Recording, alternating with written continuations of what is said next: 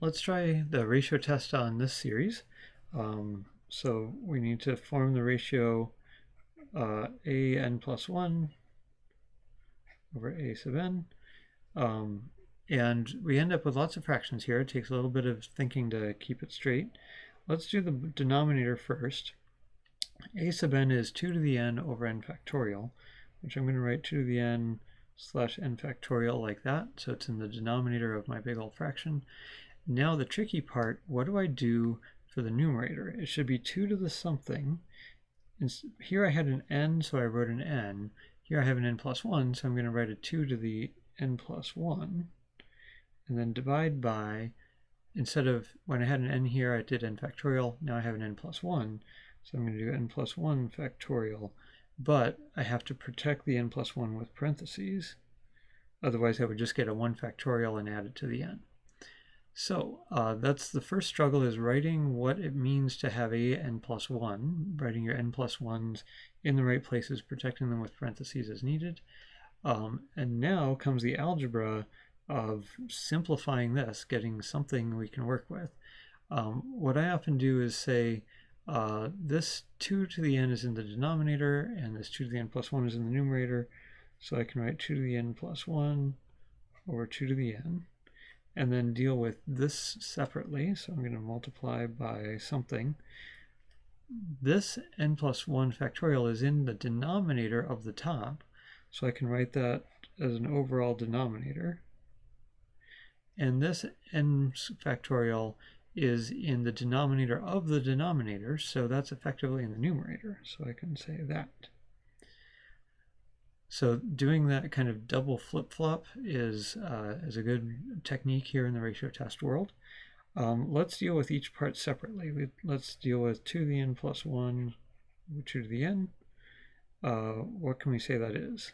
You could say that's 2 to the n plus 1 times 2 to the minus n. Bring up the 2 to the n from the bottom, call it a negative exponent. So that would be 2 to the n plus 1 plus negative n. If I multiply two powers like that, I can add their exponents. And then I can cancel the n and the minus n. So I get 2 to the 1, or just 2. All right? How about n factorial over n plus 1 factorial? That one takes a little bit more thinking. Let's say this is like 1 times 2 times 3 times 4. If n was 4, over 1 times 2 times 3 times 4 times 5, because this would be 4 factorial over 5 factorial, for example. And what's going to happen there, the 1 cancels the 1, the 2 cancels the 2, the 3 cancels the 3, the 4 cancels the 4. Here, we'll show that happening. And what are we left with? Just 1 over 5. And if n equals 4 here, and I got 1 over 5, what I got was 1 over n plus 1. So this kind of factorial cancellation happens a lot in the ratio test world. Excuse me. So we have to get used to it. So overall, we have an plus 1 over a sub n. We had it like this. We simplified this part of the fraction to just plain 2. And we simplified this part of the fraction to just plain 1 over n plus 1. Now let's take the limit. The limit as n goes to infinity of this thing is limit of 2 times 1 over n plus 1.